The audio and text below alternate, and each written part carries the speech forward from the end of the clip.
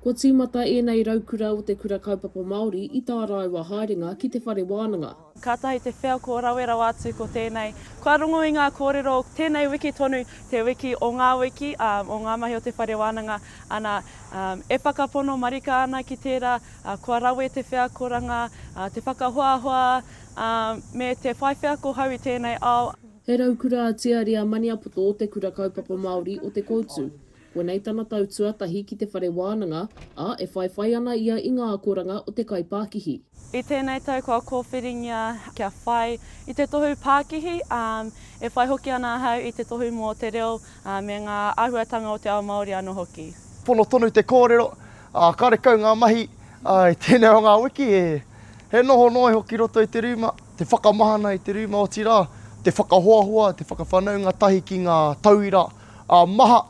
Ko nei hoki te tau tuatahi mō Manawapohatu McGarvey-Borell ki Te Whare Wānanga nei, a he Raukura ia o te kura kaupapa Māori o Ruamata.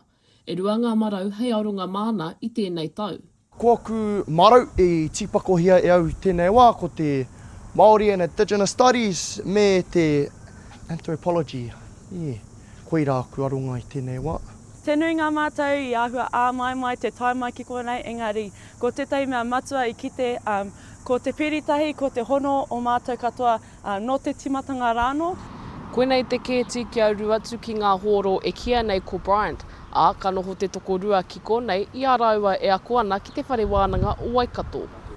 Te wawata, kia eke ai au i roto i era o ngā marau. Tēnei tau kia tai atu ki ngā karahe maha. Ko tāku he rapu, he kimipa i te tai aramāku i roto i tōku ahurea Māori. E mohi a pai ana hau, koera tētahi mea e kai ngā kainui ana kia hau.